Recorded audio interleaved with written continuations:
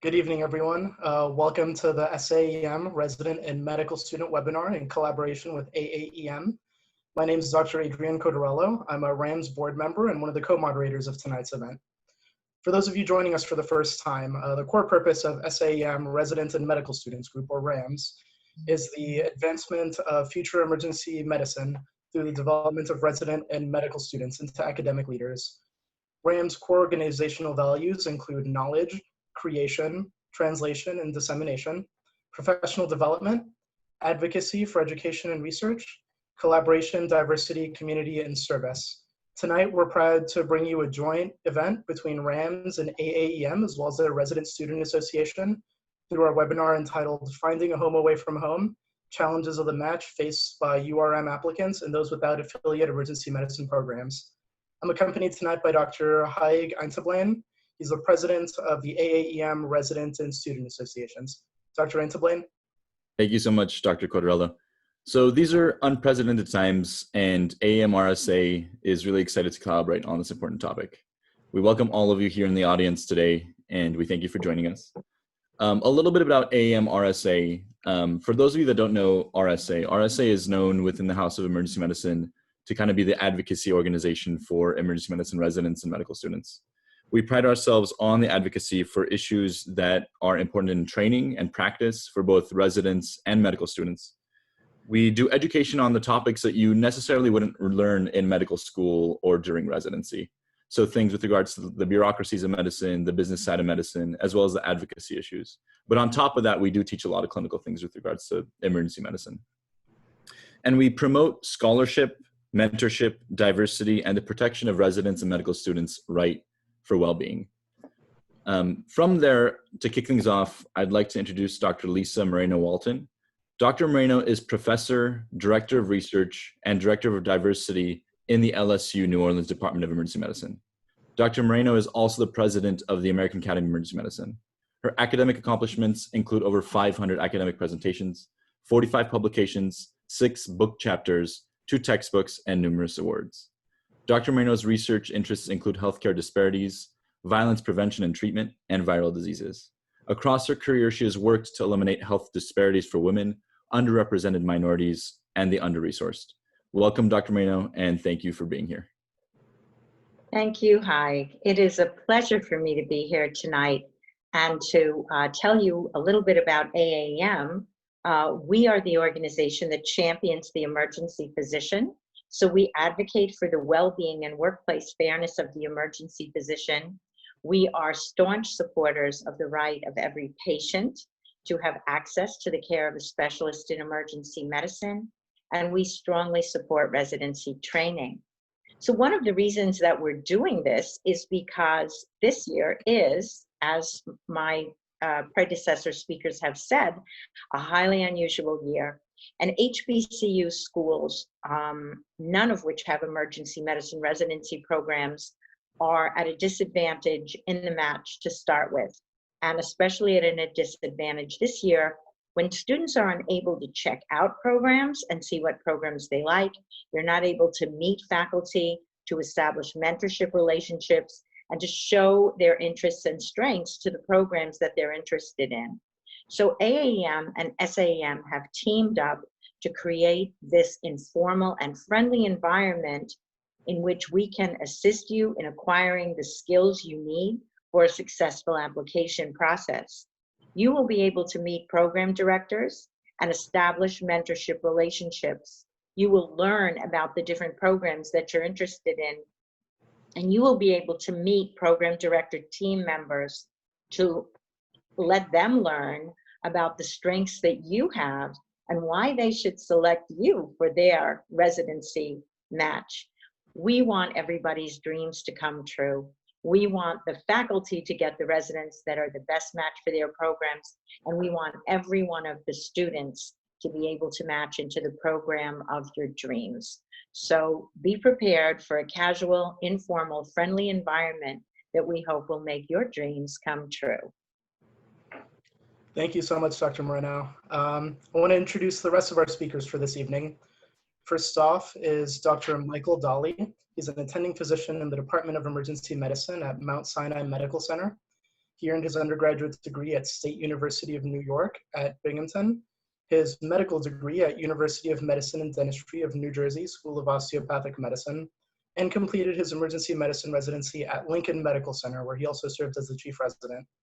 He was appointed as clerkship director for emergency medicine and associate residency director in 2007, and went on to become the residency program director in 2012. Thank you, Adrian. Our next speaker, Dr. Ordonez. Dr. Ordonez received his medical and public health degrees from the UM-DNJ New Jersey Medical School and School of Public Health. He then completed a combined emergency medicine and internal medicine residency at Christiana Care in Newark, Delaware. After completion of residency, Dr. Ordonez obtained an academic appointment at Baylor College of Medicine in Houston, Texas, where he has been in practice for 7 years.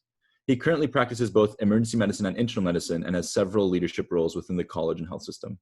He's an assistant program director of the BCM-EM residency, medical director of utilization management at Ben Taub Hospital, and is on the BCM admissions committee. His interests include diversity, inclusion, equity, and social justice, healthcare delivery, and social determinants of health, as well as mentorship. Next up, Dr. Cassandra Bradby is an EM physician and assistant program director, at Brody School of Medicine in East Carolina University. She is a graduate of Meharry Medical College in Nashville, Tennessee, and she's dedicated her career to improving diversity and inclusion in medicine through mentorship as well as education. After completing residency at SUNY Downstate in Brooklyn, New York, Dr. Bradby headed back to Greenville, North Carolina, where she now serves as the residency program director and vice chair for diversity and inclusion for the Department of Emergency Medicine at Vidant Medical Center. Perfect. Thank you, Adrian. We also have Dr. Pierre Detige. Dr. Detige is a clinical assistant professor with LSU Department of Medicine and Emergency Medicine faculty at UM-CNO Emergency Department. He's an associate program director for the LSU-NO Emergency Medicine Residency Program and member of the EM Diversity Committee, EM Quality Committee, UM-CNO Ethics Committee, and LSU School of Medicine Admissions Committee. He's an active educator in LSU School of Medicine with special interest in health equity, social determinants of health, URM mentoring, and simulation education. Dr. Detige is a native of New Orleans and alumni of the University of New Orleans. He graduated from Medical College of Pennsylvania and then completed an EM residency at Temple University in Philadelphia. He has worked as emergency medicine faculty in level 1 trauma centers, safety net hospitals in both Philadelphia, Pennsylvania, and Tampa, Florida, before returning to his home community of New Orleans. Thank you, Hug. Finally, Dr. Tiffany Morano received her Doctor of Medicine from the Mount Sinai School of Medicine in New York. She completed her residency in emergency medicine at Jacobi Montefiore Medical Center. Dr. Morano has spent the majority of her career at Rutgers, New Jersey Medical School, formerly the University of Medicine and Dentistry of New Jersey, where she served as the EM clerkship director as well as a residency program director. Dr. Morano is currently involved in many national organizations. She's the president-elect of the Council of Residency Directors in Emergency Medicine, or CORD. She's a board member of the New Jersey chapter of ASAP, is an oral board examiner, as well as an item writer for the American Board of Emergency Medicine, in addition to being a member of the ACGME EM Review and Recognition Committee. Finally, I'd like to introduce Dr. Danny Excelian, who's been instrumental in coordinating the speakers for this evening's webinar. Dr. Excelian is a chief resident at the University of Chicago and AAEM RSA Diversity and Inclusion co-chair. His interests include minority health education, economics, and healthcare technology. Dr. Excelian. Thanks again, Dr. Cottarello. Just for everybody in the audience, just in addition to the phenomenal speakers that were just mentioned, we're going to have content experts, consist of PDs and APDs, in the chat who will be answering questions there throughout the presentation. So the next thing I wanted to do is introduce these content experts that are going to be there. First and foremost, I wanted to introduce Dr. Chrissy Babcock, who attended the University of Wisconsin-Madison. for both her undergraduate and medical school studies. In '07, she completed her emergency medicine residency training at the University of Chicago. And after that, went on to receive her Master's of Science in Threat and Response Management from the University of Chicago. She currently serves as the Associate Professor of Medicine and the Emergency Medicine Residency Program Director at the University of Chicago. She's also the President-elect of the Illinois College of Emergency Physicians.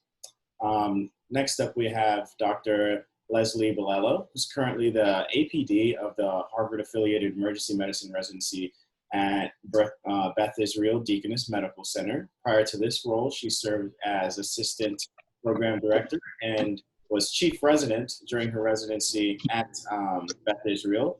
Also completed the Rapkin Fellowship in Medical Education through Beth Israel Deaconess Medical Center as well.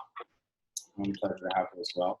Next up, we have Dr. Kene Tidwanu, who's a native of St. Louis, Missouri, and is an emergency medicine trained intensivist with a passion for medical education. He completed his undergraduate studies and medical school at the University of Missouri-Columbia, completed residency at emergency medicine at St. Louis University, where he is also chief resident, followed by a medical education fellowship at SLU as well. Then went on to complete a critical care medicine fellowship at the University of Florida, and he's currently board certified in both emergency medicine and critical care medicine.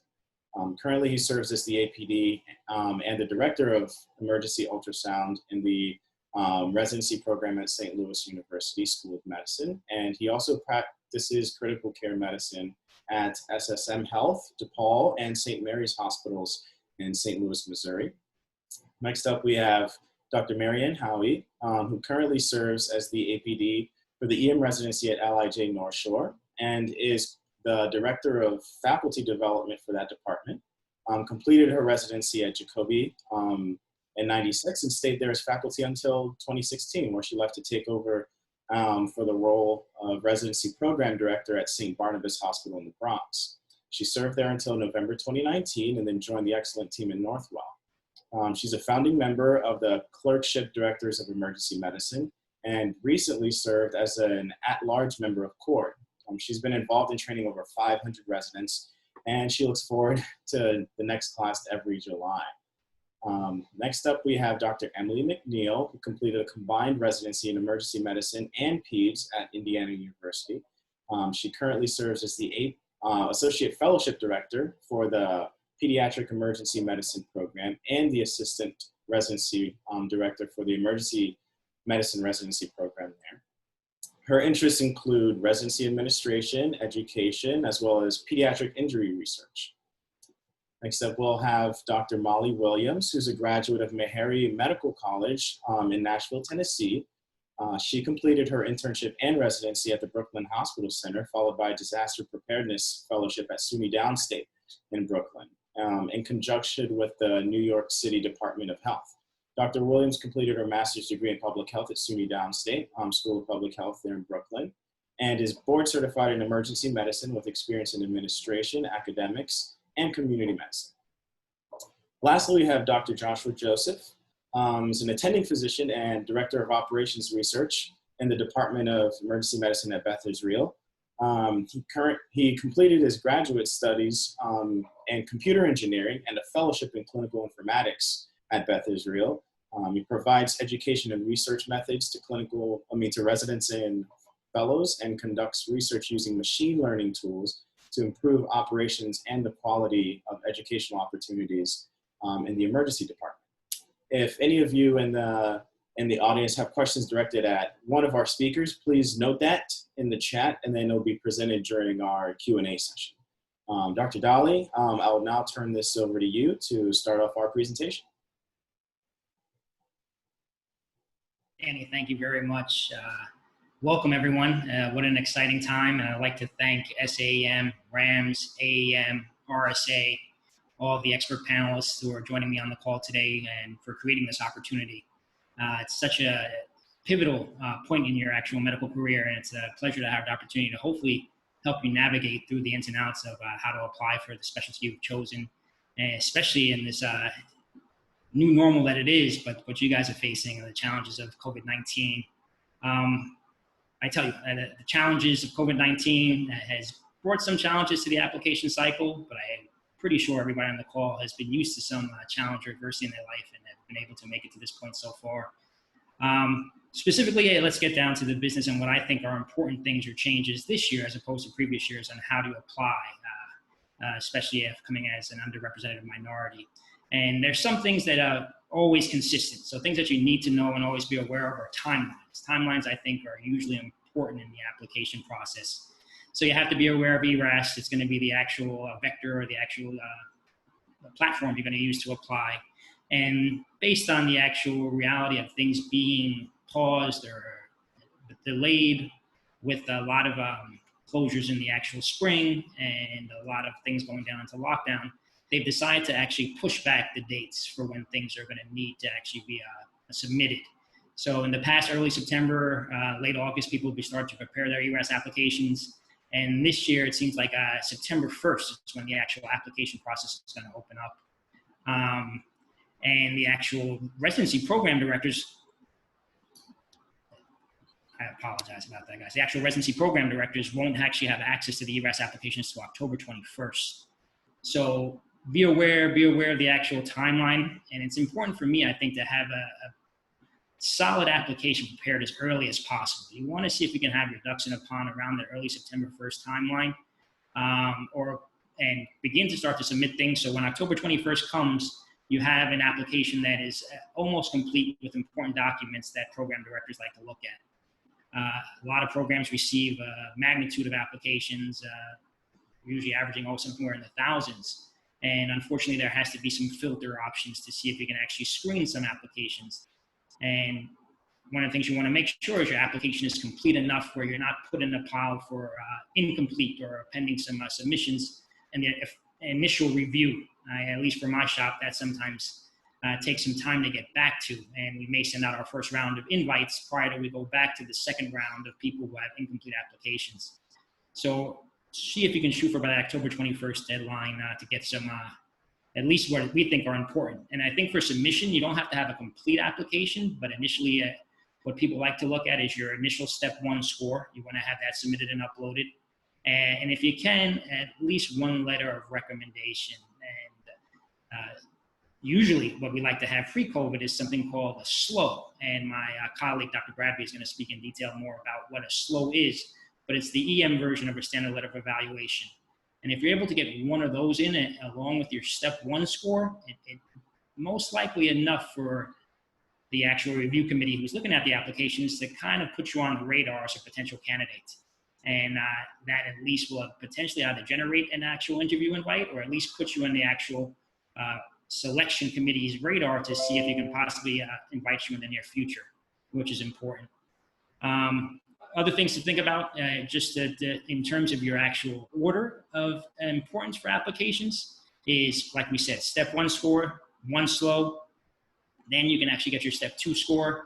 A lot of programs understand that things have been delayed or postponed in terms of taking your USMLE step 2, so there may not be as much pressure to get it in before the interview.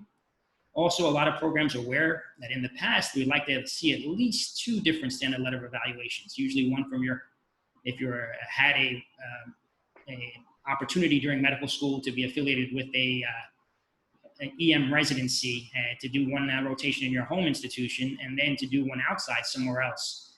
And given the situation, across all the advocacy groups, they've said that if you are able to obtain 1 standard letter of evaluation, that should be weighed on just enough as in the past is 2.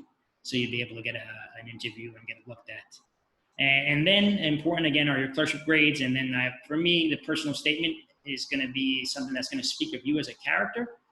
But in terms of priority, in terms of submitting data for your ERAS application, it may be able to take a small back burner to the other things we just discussed.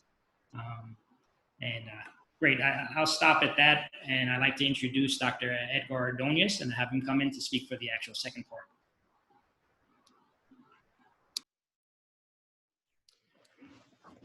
Great, thank you, Dr. Daly, for introducing me. And good evening, everyone. It's a pleasure to be here with you and discuss some of the nuances of this challenging time. You've probably heard the word challenging and will continue to hear the word challenging throughout the residency application process. And it's challenging for not just, residency applicants like yourselves, but also the programs. The reality is that, we're all learning on the go, as we've never it's unprecedented times.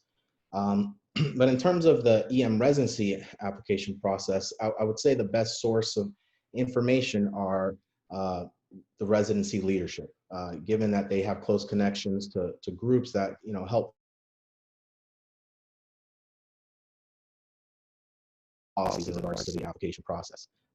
Definitely the first step, we'll start with you, the applicant, and trying to figure out what it is that you look for in a program. And I would suggest that you look for programs that you're genuinely interested in. You have 243 programs across the United States that you'll be able to choose from. So just give some thought about what are the most important factors when it comes to where you want to end up. I have a group of colleagues and myself that we're actually doing kind of like a preliminary study on the most recent application season. And while we haven't published our findings yet, we have some preliminary data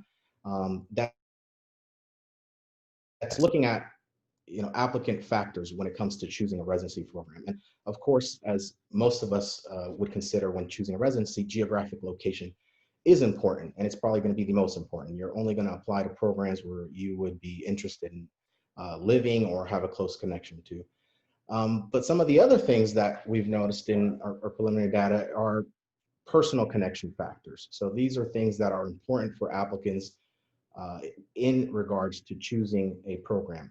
And some of those things, unfortunately, because of the current environment, are not going to be easy to assess. For instance, one of the things that we've noticed is very important to people is their experience with residents at the current program. Another factor is experience with faculty at the programs, and of course, the interview day experience, which is going to be totally different this year. But specifically for URM applicants, something that we found that's very important is also programs that are committed to the underserved communities and diversity within residency programs. So just some things to consider. But how do you get the information you need in order to be comfortable? So I would suggest, first and foremost, is looking at residency websites.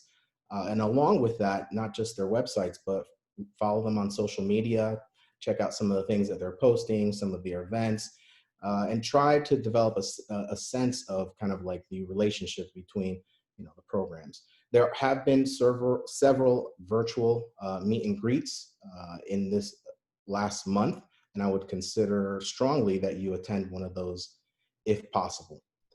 Now, in terms of developing a more like personal relationship with specific programs that you're really interested in, I would say reach out to the program leadership, at the locations that you're strongly considering and you feel that best suit what is important to you. So if you know that you only want to go to 3-year programs or versus 4-year programs, then take that into consideration.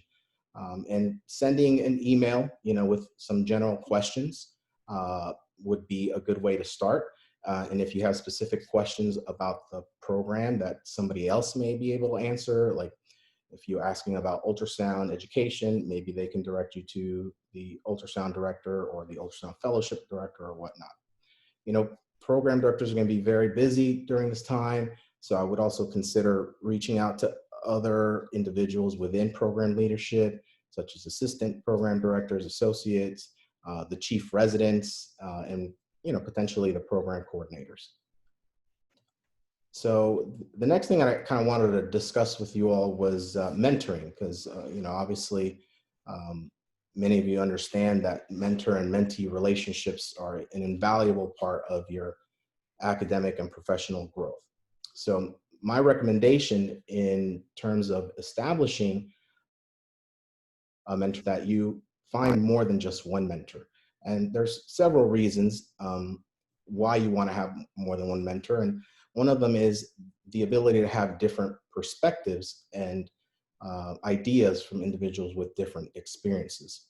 Now, if you're URM in medicine, then it's definitely valuable to find a mentor that has also had experiences as a URM in medicine, but be open to have mentors that don't necessarily share similar identities. And specifically, I would seek out individuals who have a diverse background, academically, clinically, and interests that are similar to you, and someone that maybe from word of mouth, has a good rapport with students, potentially, provide you with, an open mind and commitment to be able to establish a relationship that's kind of long-standing. So I would say, similarly to just gathering information, you would reach out in these times via an email, give these potential mentors a brief introduction, and consider sending your CV, letting them know kind of what you're interested in, and ask some limited questions maybe in the introductory email. But then maybe towards the end, if you decide that you would like a more formalized meeting, it's okay to ask for potentially a virtual meeting, a Zoom meeting, and try to set expectations early. So what is the mentor-mentee relationship going to look like, and what is it that you want to get out of it? So it's okay to ask if they'd be willing to establish something that's more formal, kind of like what's an ideal timeline for them, but also consider what's ideal for you. Is it meeting monthly, bi-monthly, quarterly? And you all have to respect each other's times, obviously. So when it does come time to have your mentorship meeting, I would say just kind of come prepared and have objectives for each meeting. And at the end of the meeting, kind of come up with a plan of what you're going to try to address in preparation for your next meeting. So just make sure to maintain that connection. Both mentor and mentees are going to get busy at times, so reach out, but just try not to be overburdensome, and that's kind of a bi-directional thing. And as I mentioned, Zoom or video mentoring is a great option to connect with mentors from all over. And then obviously, as you kind of go along your academic and professional careers, make sure that you continue to pay it forward and provide similar mentorship to those who come after you. All right, so I'd like to give it back to Dr. Dally, who's going to be talking to you about EM rotations. Edgar, thank you so much. So yeah, next thing is understanding where are you actually considering doing your EM rotation or your med student clerkship rotation. Pre-COVID, the beauty of the med student clerkship rotation was it really gave you a chance to have a platform or a stage to show your clinical acumen and things that may make you a well-rounded clinician besides board scores. Really your personality, how you interact with the group, you as a team player. So if these are still obtainable, always invaluable in terms of having programs able to see you and be able to compare you to other candidates in a cohort. The reality that's COVID-19 has made these much more limited, and that is the concern for a majority of people, I would assume, on this webinar. So basically, I think the goal thing here is to first determine exactly where you want to be as a candidate and a prospective match applicant in terms of region of the nation. Is there a specific place that you feel more comfortable, whether it be the Southeast, the Northeast, Midwest, or out West? And try to identify that early, because if you're able to obtain some kind of relationship or experience in a program in a region, a lot of the program directors and the program faculty are familiar, have familiarity with each other. And if they recognize a letter of recommendation from a certain region, it carries a lot of weight in terms of you not having to rotate a specific program, but with a relationship of a cousin or somebody else in the vicinity, a decent letter from that program that you did obtain a rotation will probably open up doors for many programs in the area. So I think region's important. Second thing is picking a place based on your skill set and what you're looking for. There are a variety of different EM programs across the nation, and they each offer unique opportunities. Your EM residency training is certified by the ACGME, so you're going to come out prepared regardless of where you go in terms of being able to treat patients. But there's certain different opportunities in various programs. So if you're research oriented, you really like research, you would definitely find a lot of ivory tower programs that are very research heavy, and you can actually consider applying there. If you're somebody who knows that you want to be in an underserved community and you like county hospital settings, there are various programs that are specifically tailored for that environment and that population. So really define yourself if you can early enough. And I think it'd be more important this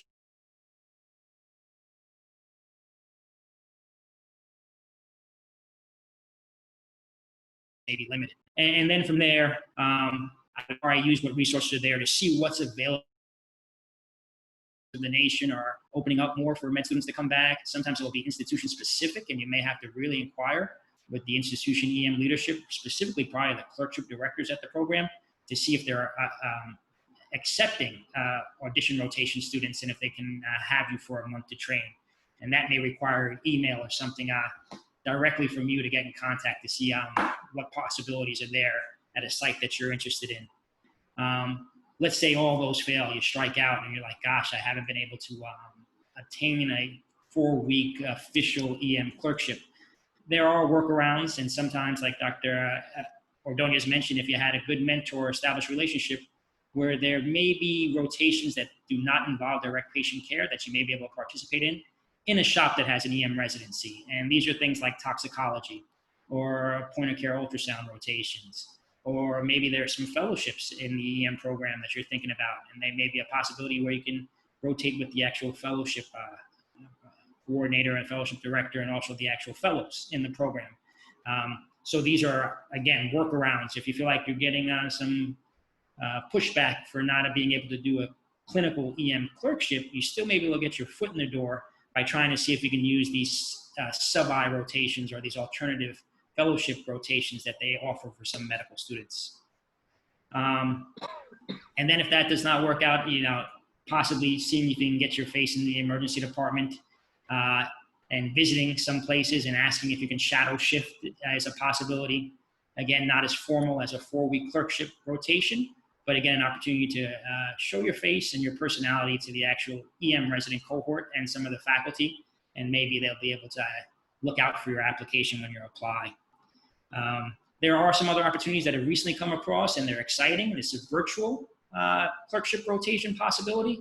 And the CORD website is a great opportunity to look, and I think SAEM lists them as well, but they have what's available. And these are actually staying in your home place and having some education on a Zoom platform where you get a lot of probably great didactics on EM itself as a specialty. So it will help you in terms of your medical knowledge. That being said, I don't think it's come to the level yet where program directors are going to accept that as an ability to write a letter of evaluation based on your clinical acumen, because I don't think you're really having an opportunity to see patients face to face. But there still may be some benefit of actually networking and meeting the people. And if it's a program that you're interested in, I say go look them up and try to shoot for them. Great, that's all I have for now. I hope some more questions will come from that brief discussion. And I'd like to introduce Dr. Cassandra Bradby, who will be discussing the SLO.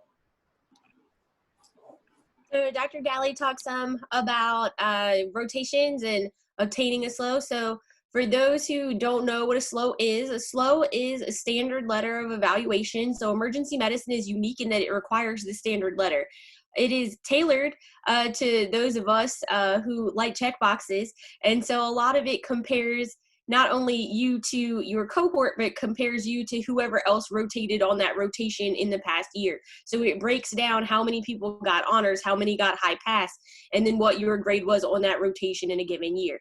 It talks about your teamwork. It talks about how well you give a differential diagnosis and things of that nature. So that's what a SLO is. You can find it on the CORD website.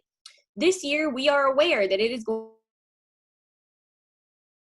to be difficult to obtain what we used to think of as 2 SLOs per year. So per the consensus statement on applying for emergency medicine, we have agreed that we would all, as residency programs, be happy to accept 1 SLO and then letters from whatever other service or person that you would like to write your letters of recommendation. So we have more than one version of the SLO this year to accommodate that. So the gold standard that you think of when you think of a SLO would be the E-SLO. So that comes from, it's usually a consensus letter from a residency program in emergency medicine.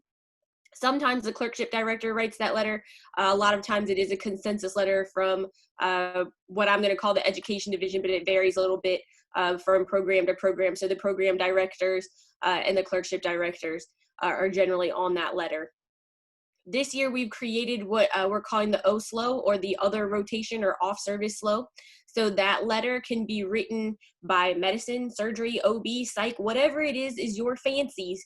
A faculty member from one of those services can write this letter. So the beautiful thing about emergency medicine is that we are the best 5 to 10 minutes of everybody else's specialty. So that means that anything that you do off service, somehow we can tie that back to emergency medicine.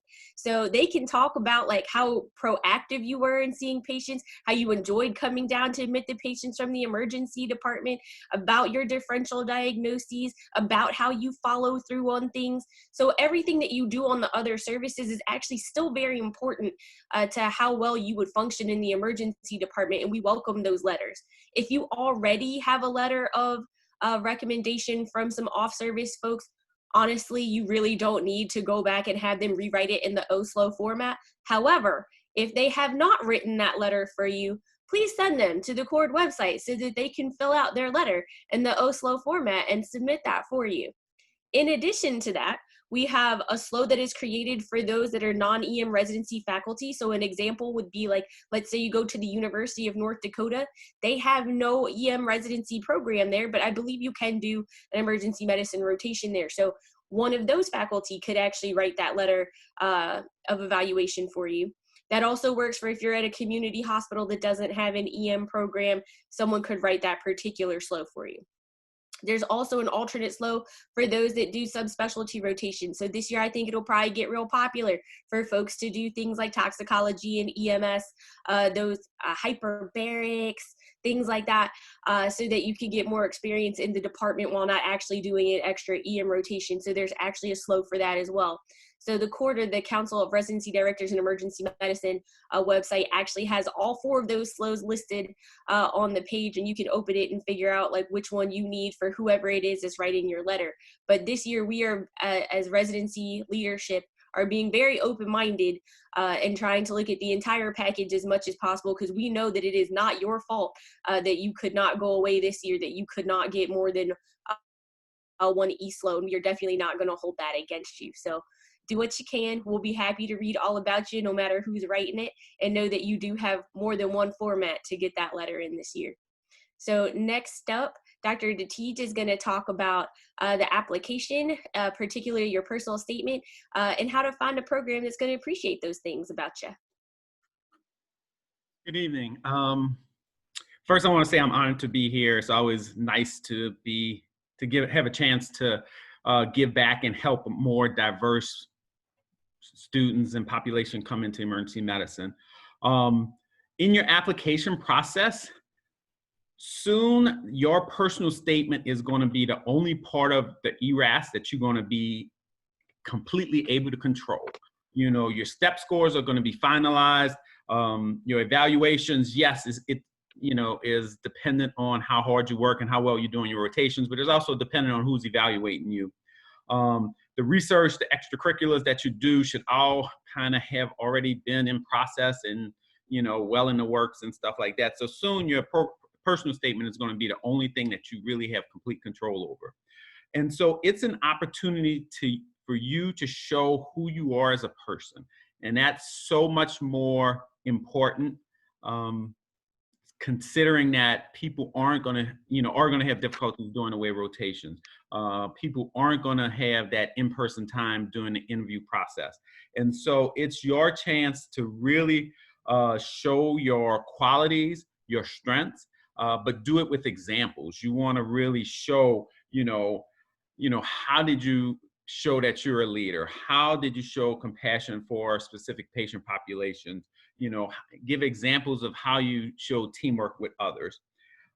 It is an opportunity for you to put in and highlight details in your application that are not really highlighted other places.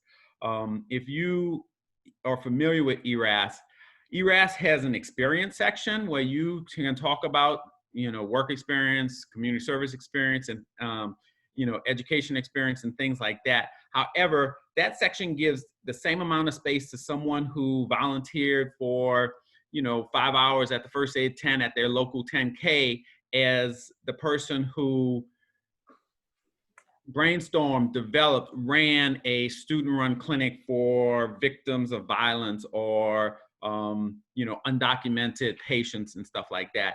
And so your personal statement is where you really take those unique things and highlight them for the program that you're interested in. Put examples of your motivation and enthusiasm for emergency medicine.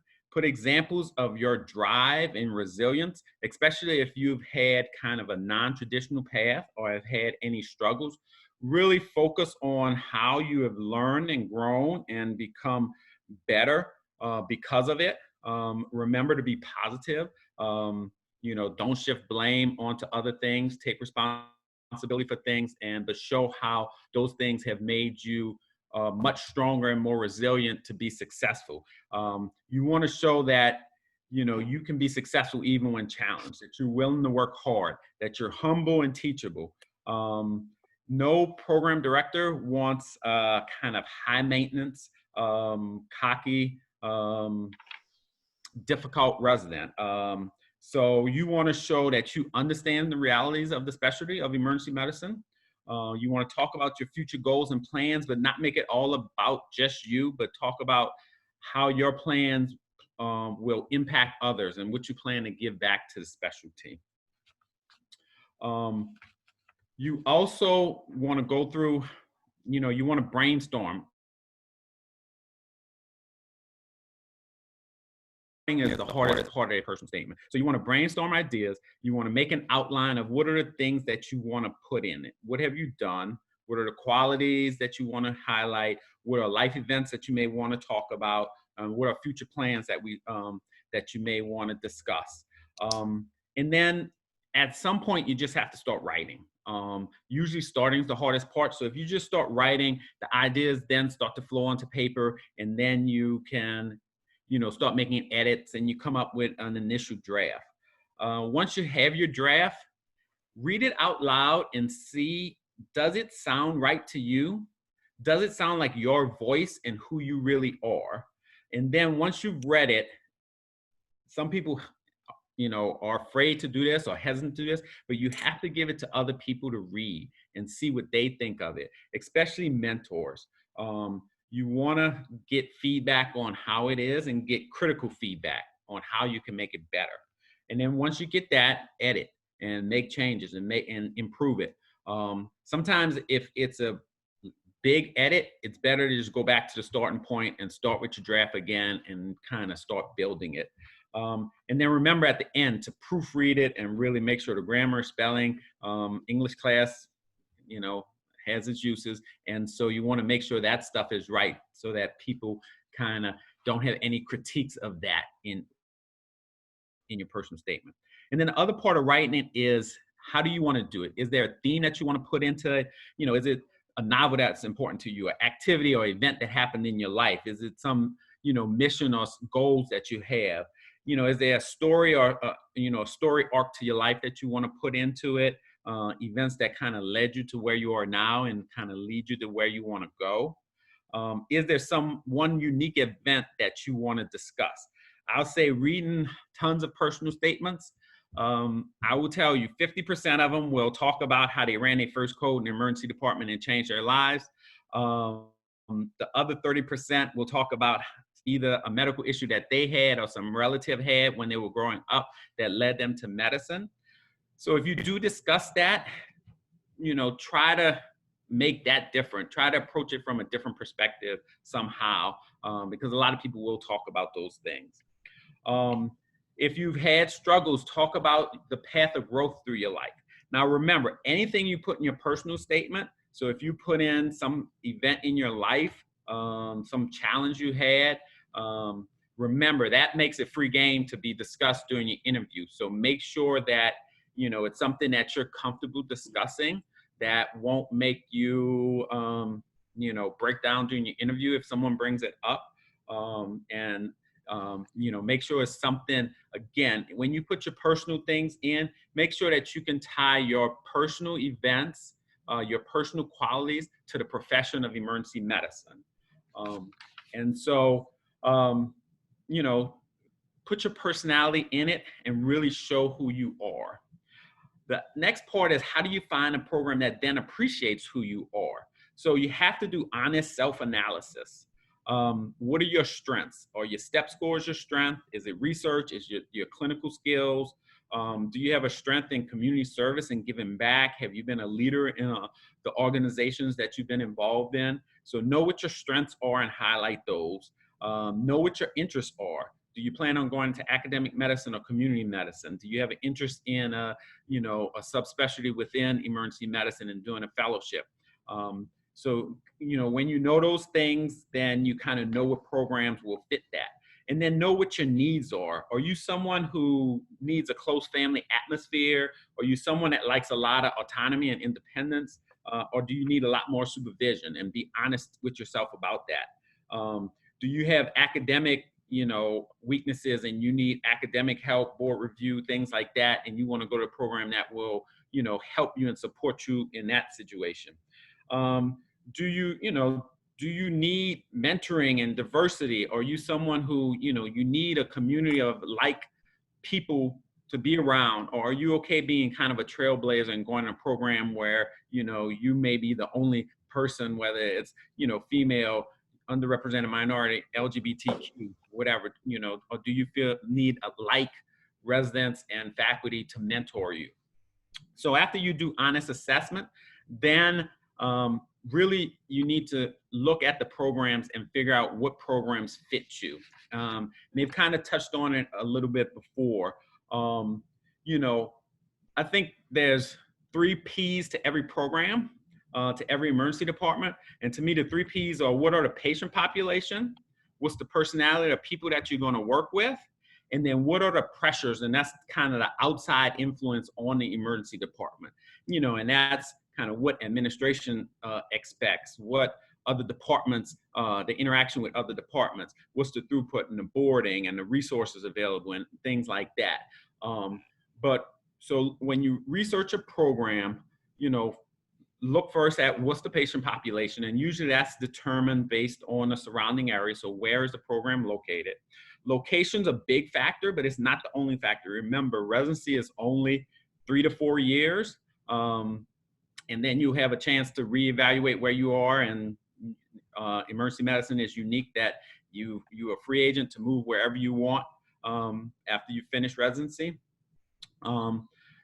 You know, most programs have a focus or a mission, and that may be community service, that may be a dedication to research, that may be putting out leaders and, you know, department, you know, people who are going to run departments, that may be being on the business side of emergency medicine. So look and see if you can figure out what the program's mission is. Oftentimes, all of this is on the program's website. But, you know, don't be afraid. Again, follow the program on social media, Google faculty that are there and see what kind of presentations, what kind of fellowship training the faculty have. Because if you have an interest in EMS and there's no EMS person there, you may not find the support that you need.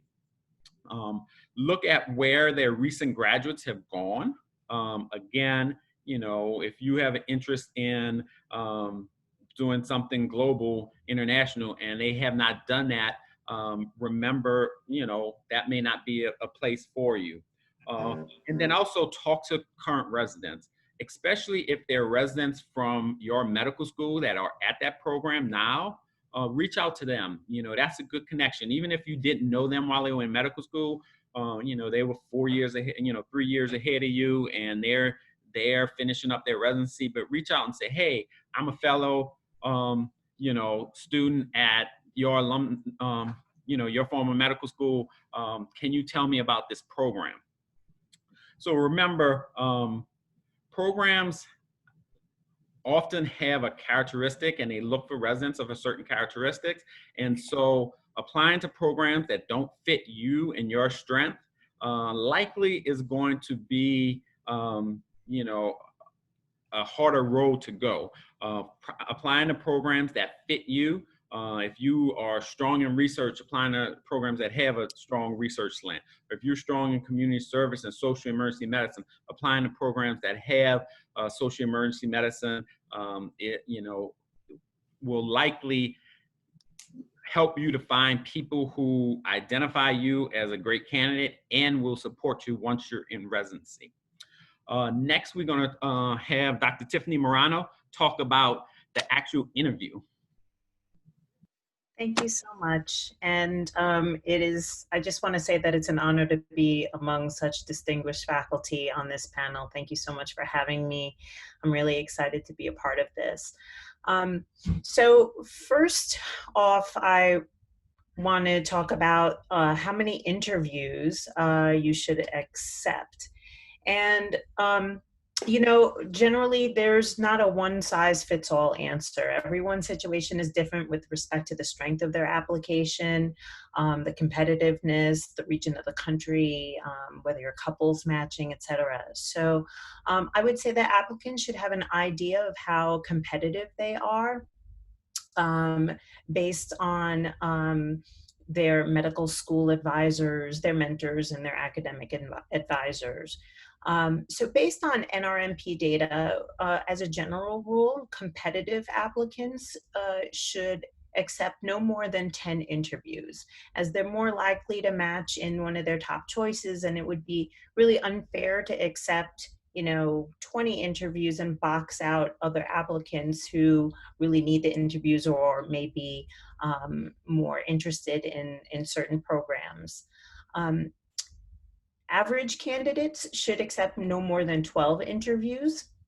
And those who are couples matching international graduates may need to accept more interviews because there are other factors in play. So you have to keep that in mind and may need to even apply to more programs to reach that number of 12. So that's a general rule. I don't think that you can, apply one rule to all applicants. I think it's a very individualized thing, but those are the recommendations from all of the organizations. And I think that's a good rule of thumb. This year, the interviews will be virtual, which means that the pressures of interview day are shifting, right? So there is the pressure and cost of travel, and but that doesn't mean that the interview day is free of all the stresses, right? So I hope to give you some tips that will relieve some of that anxiety. So first and foremost, I'll talk about preparation. One of my colleagues and friends, he's actually a trauma surgeon, and I've heard him give this talk to his residents and my residents, and he says, perfect preparation leads to perfect procedures. Now, although I don't think that this is always the case, but I think it can certainly go a long way to preventing some very avoidable issues. So first and foremost, test out your software. So different programs are going to be using different interview software, be it Skype or WebEx or Zoom, something that you're unfamiliar with. So make sure you test it out in advance so that you're not delayed, and know where the mute button is, the chat button, etc. Secondly, not all chats allow virtual backgrounds. I found this wonderful virtual background that I have now that makes me look like I have the best office in the world, but it is a virtual background. But if you don't have an option for a virtual background, it's important that you find a room either at home, in your medical school, that has an appropriate background, free of perhaps controversial things on the wall. And if you are allowed to have a virtual background, be smart about it and pick something that is appropriate. Go where there are no distractions. So no roommates, no people walking in and out of the room, loud noises, dogs barking, etc. Make sure that the lighting in the room is appropriate, not too dark, not too light, no glare, etc. Make sure that you dress appropriately. So you can't bank on a neck up situation. So in case you drop something, or if you have to stand up, you don't want to have the shirt and tie and then stand up and you're wearing your boxer shorts, right? So my advice would be dress as if you were going actually in person. And certainly, you know, just because you're at home doesn't mean that it's appropriate to wear a t-shirt or a sweatshirt, etc. I like to have a bottle of water nearby, you know, in case your throat gets dry. You don't want to have to actually say, excuse me, and get up and leave, although I'm sure your interviewers would understand. It's always nice to be prepared and have a beverage nearby or some tissues in case you need to, you know, blow your nose, etc. Have your questions written down and ready. I love what Dr. Ditej said about researching programs beforehand, going on the website. I think that was amazing advice, and I will echo that. I would say take notes, and now you're actually at an advantage because you can put that in a document and have it on your computer and refer to these questions rather than, you know, in person looking down. That said, you know, you may have questions that arise during your interview, and you should have a pen and paper nearby in case you need to jot down some notes or jot down some questions that you may have. Make sure that you turn off your phone and any things that may chirp, chime, alarm, etc. As a general rule of thumb, I tell people to just turn your phone off or put it into sleep mode or vibrate. And have contact information for a point person in the event that something goes awry with your software. So that's usually the program coordinator. So if, you know, you're having trouble entering in a room, you have someone that you can call and say, listen, I'm trying to log on to the virtual room. I'm having some technical difficulties, so they don't think that you just didn't show up. And then practice beforehand with friends and family. You know, I was looking at the chat, and Dr. Bradby was saying that she has her mom read her personal statement. Certainly, you can practice interviewing with anybody who is going to ask you the tough questions, and make sure that you are able to have the good answers. And again, I agree, anything that you put in your application, not just your personal statement, is fair game. So, you know, you should have prepared answers to anything that interviewers may ask about anything that you put in your personal statement. That said, I'll segue that into the interview portion. You know, make sure that you have prepared answers to some of these, you know, kind of common questions. And one of the common questions may be, you know, tell me about a challenge in your life. And you can talk about the challenge, but really what the interviewers are looking for is a way that you overcame that challenge, and you can spin it into something positive and talk about what you've learned from that and how you can apply it moving forward and how you've grown from it. And then on interview day, make sure you show up early. I always say I'd rather be an hour early than 5 minutes late. So I think it's okay to sit there and wait for, you know, the interviewers to let you into the room, but I don't know any interviewers that want to sit there and wait for you. So just, you know, put your best video foot forward and show up early. Again, I'll echo the do your homework, look up the programs on the internet so that you can ask questions that are specific to the programs and really try and tease out some of those fine points that you may have questions on with respect to the training and any kind of curriculum formats. Also, if you know who's interviewing you, you can look them up and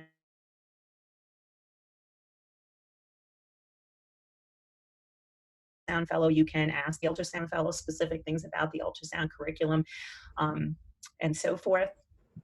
And you may be interviewed virtually by more than one person at once. Don't let that throw you off.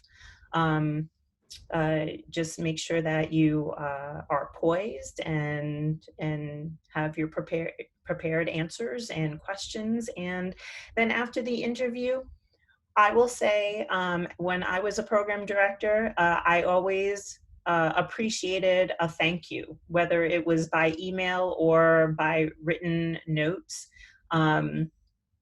I think if you're going to send an email, if you're interviewing with 6 people, it's really easy to cut and paste, but you have to be careful about that, because I've received emails that were not addressed to me, or addressed to me and then have something else for one of the other interviewers in there, and it looked very cut and pasted. So just make sure that you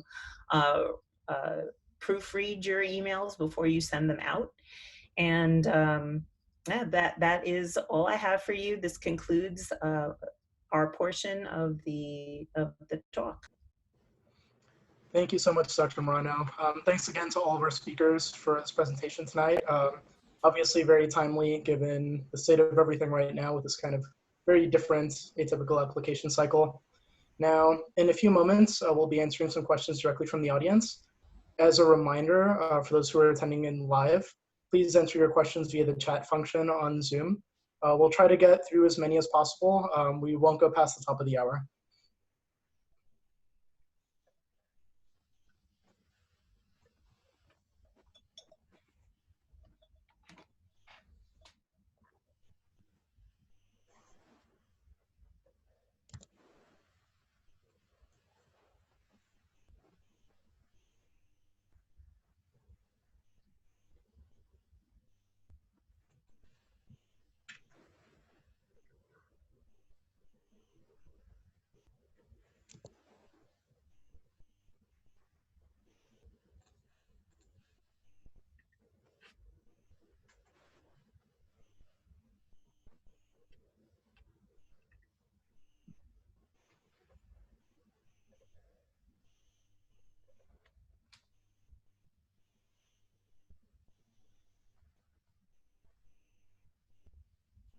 All right, so just to get things started, while questions are coming in, let me just ask our panel, do you have any specific advice for applicants who may have had either a red flag or traditionally had some type of portion of their application that may have needed a boost or would have helped with a boost from a live rotation?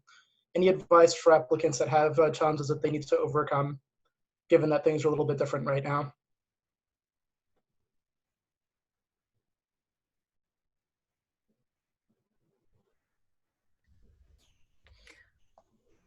I'm not sure if we're supposed to answer that in the chat or speak. But I will say that,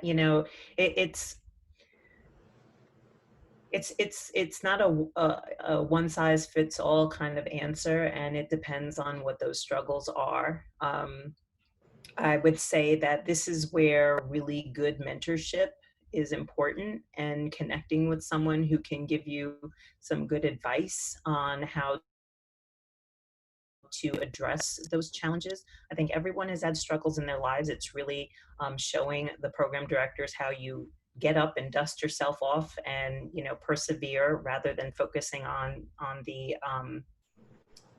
challenges. So I wish I could be more specific, but I think that every situation is different. I'll say that, one thing to look at is, again, if you're not as competitive, whether it's a red flag, whether it's, just overall, but you really feel that this is for you, look at smaller programs, look at programs that are just starting. Again, the RRC prepares programs well. So even if it's a program that is just a year or two old, the RRC makes sure that the structure is there to prepare you to be an emergency medicine physician. And, doing that sometimes those programs aren't as well known about, aren't as popular. And so you may have a little better chance of getting your foot in the door at a program that is relatively new. While I wouldn't dedicate your whole personal statement to defending your application, I do think that if you have any particularly large red flag that is going to come up during the application season, then I would dedicate a little bit of space in your personal statement to at least address it, so that it's addressed somewhere up front that people can read, like as they are inviting folks to interview. Yeah, Yeah, I'd like to echo what Dr. Bradby said. Sorry about that. But you definitely want to be transparent during this process, and make sure that things that are going to be noticed kind of are dealt with up front. So if you've had, let's say previous experience in another residency and there were some specific red flags that came up, or some type of violation or something of that sort, it's definitely important to be transparent and address that kind of early on in the beginning, and just be honest about the experience, but also elaborate on what you learned from the experience. That way we could see that there's been maturity and growth from whatever it is that happened.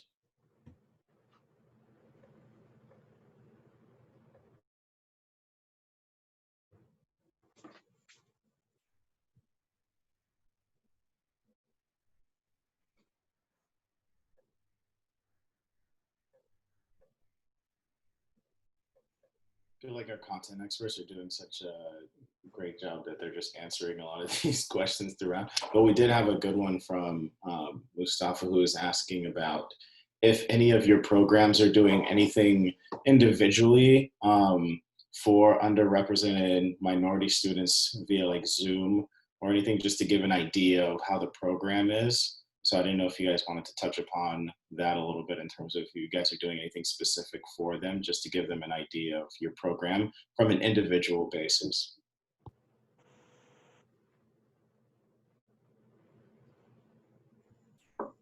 I can touch on that briefly. So our program isn't specifically doing something for URM applicants, but greater than 50% of our residents currently are URMs. So we've done a really good job in doing some intentional recruitment and whatnot, but we do have events that are coming up that are for all applicants, and we've been hosting them.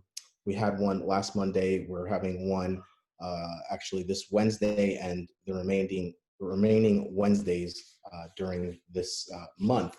So if you're interested in potentially signing up, we have on our Twitter page, we kind of have information where you can go sign up, or you can just email or contact me. Okay. I did want to make a comment too, if I can, and that is that there are resources available on the CORD website. SAEM does have resources through the Academy for Diversity and Inclusion in Emergency Medicine. AAEM has resources through our Diversity, Equity, and Inclusion Committee, and RSA has a specific Diversity, Equity, and Inclusion Committee as well, which Dr. Danny Axelen is the co-chair of. So please look up those resources online. We welcome you. We welcome you to contact us, to contact our committees personally. We're interested in helping to mentor underrepresented minority students. I mean, that's one of the reasons that we're doing this program today. And you can feel free to reach out to us. Residents will tell you what their program is like, and we, faculty, will also tell you what our program is like and help to mentor you and steer you in the right direction. So there are a lot of resources. Next week, when you participate in this program, we will be making a resource list available that Dr. Haig Aintabulin is putting together from AAMRSA, so please continue to stay tuned for that. But there are a lot of resources. We're working hard to make sure that emergency medicine starts to look like the population of the United States. Thank you so much, Dr. Marino. I had a quick question for Dr. Datij.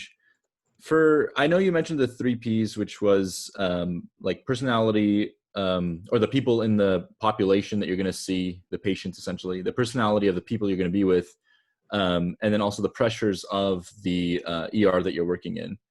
I remember during my application cycle how important it was to kind of get a feel for programs with your OA rotations. You kind of got a feel for all of that stuff, And then also, I remember before doing away rotations, I didn't know if I wanted to do county, not sure if I wanted to do academics, not sure if I wanted to do a hybrid program. I feel like sitting in like the shoes of a fourth year or a third year medical student, I feel like, you know, if you don't truly know what you want yet, or if you were initially relying on your away rotations to kind of decipher, how do you think these medical students now should kind of help to kind of stratify what they would like to see in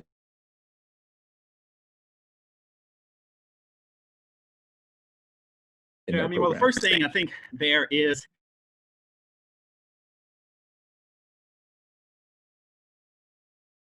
academic, you know, all kind of blurs and overlaps a lot now. I think what you really, it's going to be research.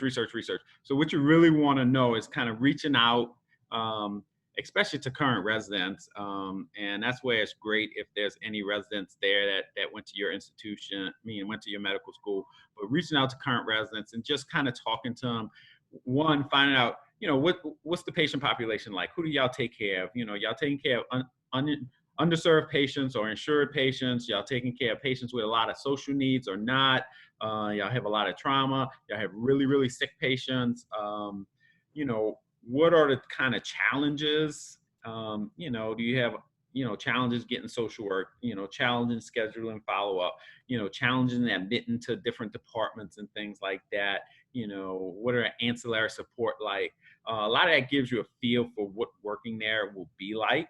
And then, you know, asking kind of what kind of projects are going on in the emergency department and things like what do the residents do outside of work? Do they socialize together? Is it an atmosphere where, you know, a number of residents have families and things like that? A lot of that also gives you an idea of what the, you know, what the personality of the program's like.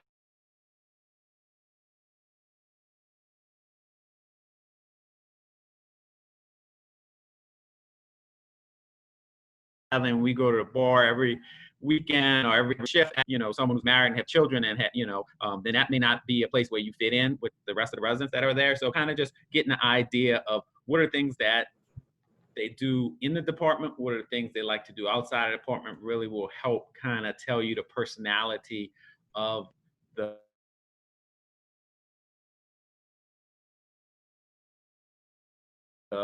people who work there.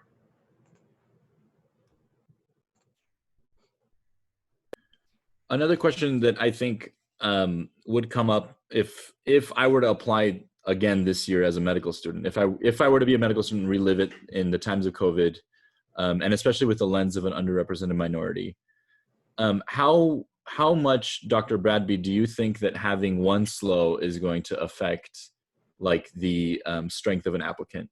I know that for a lot of us when we were applying, having two SLOs was kind of like an insurance policy. You had one SLO at your home, you had one at an away, and it was kind of like the average of the two. And if you did well on both, like great.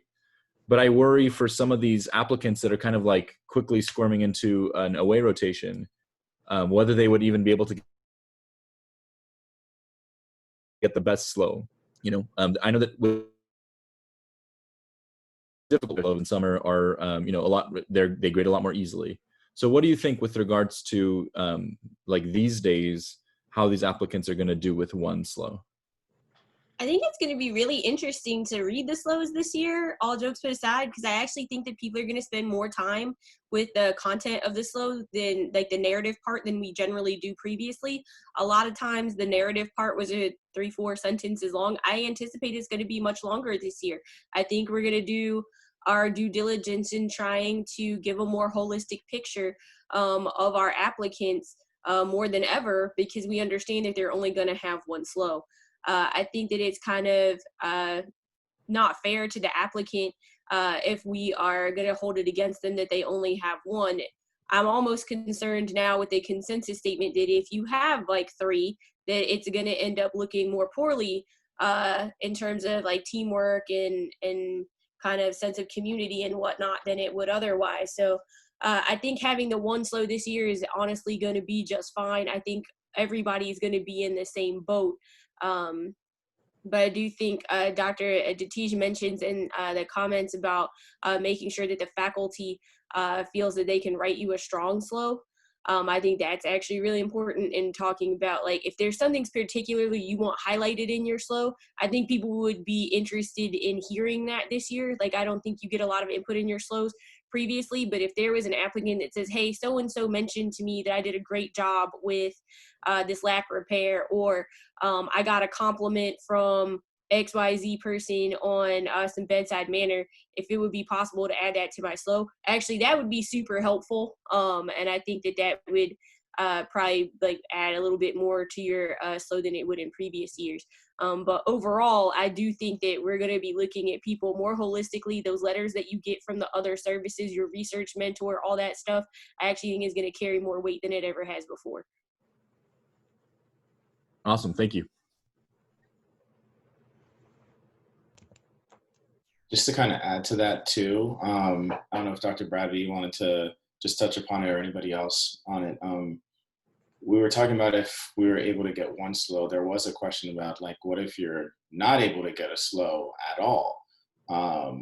What would kind of be like the next steps with that? Would you focus more on just trying to get the like a rotation with somebody, or shadowing and getting letters from that perspective, or would you try a different angle?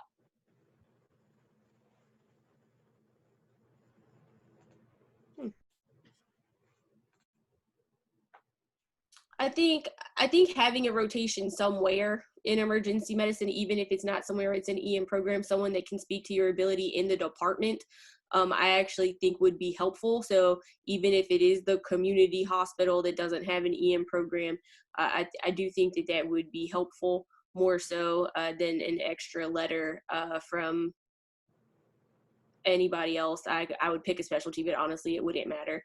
I do think that you should do your due diligence with your off-service folks in making sure that they are writing the strongest letter, and do not pick the chair of the department to write your internal medicine letter of recommendation if they don't know you. Because having the big name is not going to matter if the content of the letter doesn't say anything important about you. So you want to pick the person who knows you the best, who can speak to your strengths and capabilities better than anyone else. And so make sure you're choosing those letter writers wisely. Yeah, I would agree in that, I write also letters as an internist for students. And I would say, the common denominator here in terms of, residency applications as a whole is that a lot of what we're all doing is we're providing patient care. So it's important to, show that your skills in patient care when it comes to your professionalism, your compassion, your bedside manner, and, all the soft skills, such as working as a team, being punctual, carry over. So while it's a different environment, I still think that in our current situation, if you specifically did clinical work with somebody in another department or in another setting that can speak to, all your skills and your clinical knowledge, it will be considered, heavily still, as long as it's, something truthful and, somebody that has actual experience. So I would agree with Dr. Bradby that probably having the chair of medicine or surgery isn't ideal, but, potentially the attending you work with on the trauma service or internal medicine wards.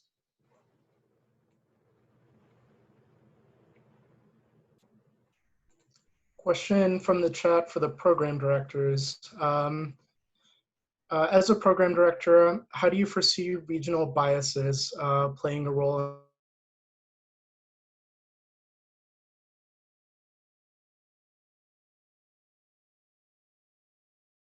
are inclined to rank their own higher this year, or student?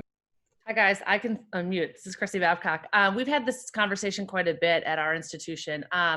We plan to, and I think a lot of program directors do, to look very holistically at applications. And to me, part of the diversity of our program is recruiting from over the country, and so that still remains important to us. So we're going to try to have the exact same approach that we've had in years past. Now, on the flip side, I know the students that we work with at our home institution, in our brief, very, very early conversations, are inkling a little bit more towards potentially wanting to stay at home more than they had in the past, because I think that they don't know if they'll be able to get a good enough experience on the interview trail to be able to properly assess if another program is a good fit for them.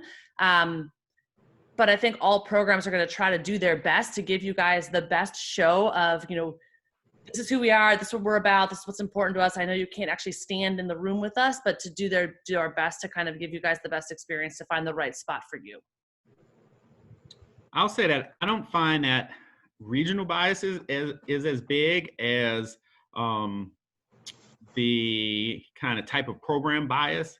I know we tend to kind of know what other medical schools and what other emergency departments are very similar to our emergency department. So a student who has done their home rotation there, we said, okay, if they were able to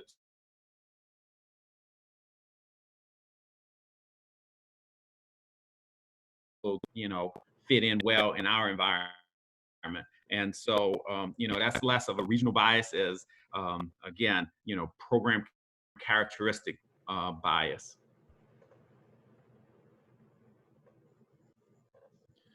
With regards to SLOs, I know that in previous cycles, doing your second rotation would kind of help you be more clinically able, essentially. For students that are just going to their first and maybe only EM rotation, how do you guys feel with regards to that being their first environment in EM? Do you think that would kind of help do you think that people that are going to write SLOs are going to have a clearer lens that this is their first kind of EM rotation, or do you think that they might be judged similar to prior years? Hey, I'll try to answer that one. And that's a great point that you always see progression longitudinally for people who've done 3 clerkship rotations. By the time they get to the 3rd or 4th, they really are polished and know how to play the game. I would say if you have one shot, again, it comes to selection and knowing where you want to see if you can possibly select the opportunity to go, and gauge yourself. If you've never had that much EM experience and you're going to a large name institution where the actual med students at that institution are going to be rotating with you, and they've had EM exposure ever since their first year, it may be difficult for you to stand out in that one opportunity. So maybe it'd behoove you to kind of research to see what the structure is like, to kind of know what would be the best fit for you to actually stand out in a cohort for that one opportunity. And I think anybody who's going to go through the actual process this year is probably going to understand, especially if the actual student tells them it's their first EM experience, to kind of hopefully weight the actual evaluation appropriately and understand that we won't have the luxury of seeing people in their 3rd or 4th rotation and starting to see them improve that we did in the past. Yeah, I think that clarifies a lot. That's a good point.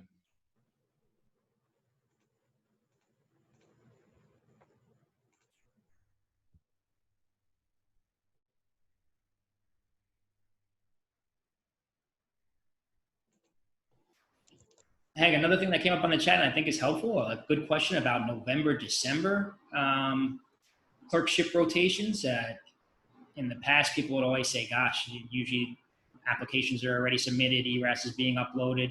Do they have any weight, or are they important? And I saw some great responses from the faculty on the chat, but sure, I would echo that, yes, it's helpful. If we get something that could even be added on afterwards, if you want to change your ERAS for letters of recommendation, or if you actually privately request the actual clerkship director in a November, December to email the program directors or the programs that you've interviewed in, and it's based on a non-disclosure, of course, right of waiver for you to see it, it definitely helps. It helps solidify or highlight positives in an EM experience. And November, December, it's not too late. Nobody will start making their rank lists for sure until probably early February.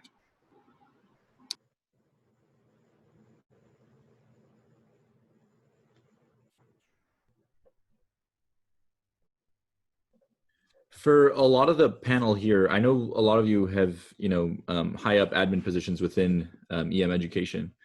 For those that are getting SLOs, if you have an applicant that has a SLO from a major institution versus an applicant who had to kind of scramble and find an away rotation just about anywhere and kind of has a SLO from there, I know that I know that you guys are looking at applicants more holistically this year. Not that you didn't years before, but how can medical students kind of come kind of disability of going to maybe a lesser institution or an unknown place where you might not know who wrote the SLO?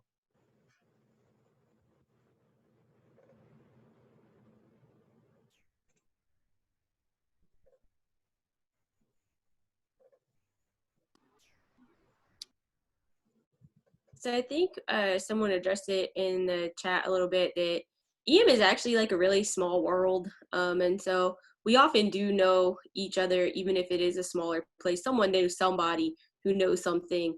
And we're pretty good about communicating with one another if we have any questions. But I think the content of the letter is super important, more so than who wrote it. So I think as long as the letter is saying that you're a rock star student, you were a great member of the team, we can tolerate you at 3 a.m. in the morning, we'd be happy to see your smiling face. I think that would probably be good enough for me.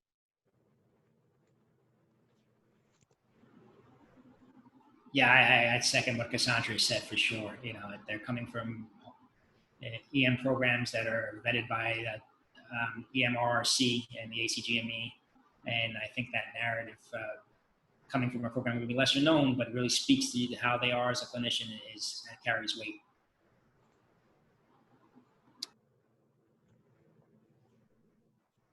Is there anything that you guys think are like the biggest challenges that international medical graduates might face? And is that something, at least in interviews, that they can address to kind of remove those barriers to getting a position?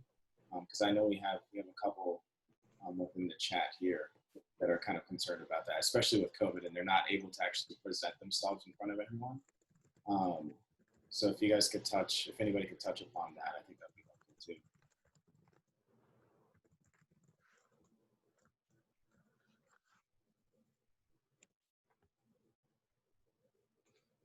As a follow-up to Hug's question earlier on the different kinds of SLOs, kind of in response to the online systems that are in place now with COVID, several programs have started doing virtual clerkship experiences for students. They've taken on different forms, kind of program to program, but a few of them do offer some kind of slower letter component. What are your thoughts on those as far as either a supplement or as a SLO itself?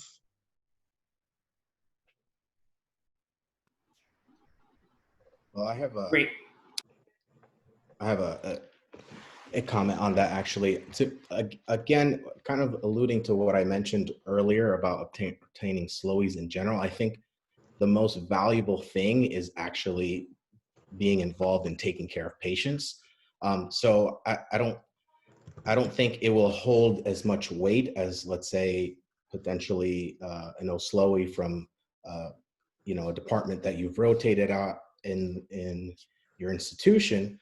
But what it will provide is maybe a way for us to get to know what your interactions were with whoever it is that ended up being the letter writer for that virtual clerkship. Just because as people have alluded to earlier, it's kind of a small community, emergency medicine still. So we all kind of know each other, especially in residency leadership, and can speak on specific applicants and on their behalf. So I personally don't think it holds as much weight as a rotation that provided you actual patient care experience. Adrian, I second what Edgar said. I think the actual initial development of the SLO was a true evaluation based on a cohort of students and how they perform clinically. And I think it's depending on what they're writing in terms of the aspect of the virtual experience, whether they're going to have simulation or other things to compare a cohort, it can't carry the same weight as actually having 85 students come through your department and you're comparing 1 to 85 and giving a Likert scale where they sit, to be honest, is my personal opinion. But obviously, if anything that speaks positively, that has some EM slant in this year would help, but it's not going to have the weight for me, at least when I review the applications, as a traditional eSLO would. And regarding the international students, Danny brought up a question. I don't have much to say. International students, are underrepresented, especially in terms of difficulties for applying. So I think they probably want to do a lot of research and try to see which programs have been very warm and accepting international graduates. And from that perspective, know the visa status of the institutions. A lot of things, H-1J1 visa status may make a difference to whether or not the institutions can actually hire the candidate. And I think those are important for this year in terms of the world and how they've been difficult or restricting for travel, so on and so forth. So I probably really make an effort to try to identify programs that are IMG friendly, if that makes sense what I'm saying. Dr. Daly, I think you brought up a lot of good points. Just I feel like from like a resident perspective too, seeing how our departments are trying to like scramble to figure out how to do this whole virtual thing. I don't know if I would judge programs based off of their virtual away rotations either, because a lot of programs are doing this for the first time ever versus they've been departments for like 30, 40 years and they've done emergency medicine great. But I think that one of the key themes that has been mentioned tonight too is to talk to the residents. I personally receive a bunch of emails from people that are trying to apply to UCLA EM, and I love kind of talking about my experiences there. So I think that it's important to kind of reach out to the residents that you know, or to residents, you know, in organizations like this, RAMS and RSA, where a lot of our board emails are accessible, and you could see where we're going in residency, just to get a lot of the kind of knowledge about how our programs are. There was a question from Charles Wurillo with regards to CORD not recommending SLOs from the virtual rotations. Dr. Morano, do you mind commenting on that one? Sure. So SLOs are meant to be based on clinical performance. So virtual, rotations don't assess that. That doesn't mean that you can't necessarily engage in virtual rotations. I would say virtual rotations are good to get a real flavor of the educational components of a program and to connect with faculty and perhaps other students and residents from other institutions and make those connections. But SLOs are really meant to evaluate clinical performance.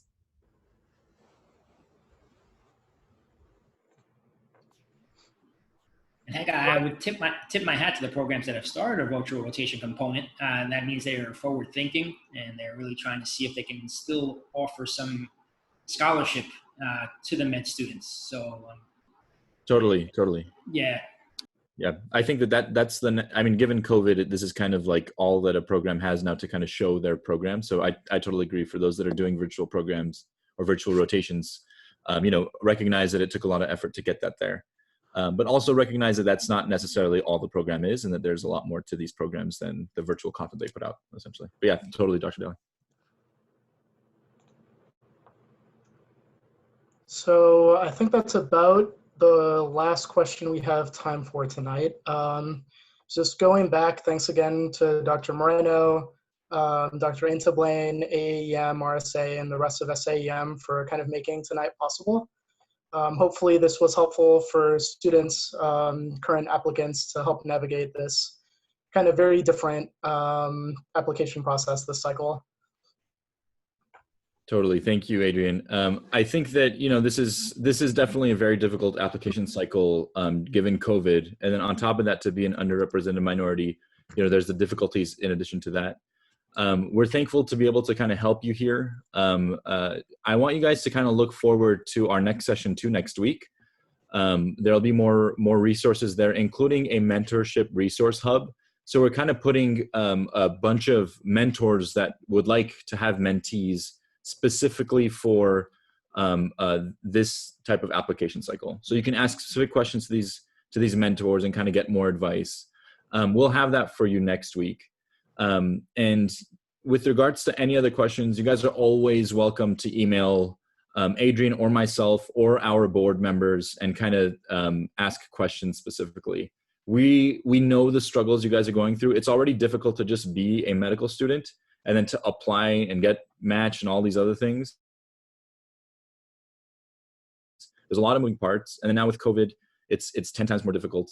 But we're here to help. So we're all one family. And see us next week for more information. To the audience, thank you for joining us tonight. Stay safe and good night.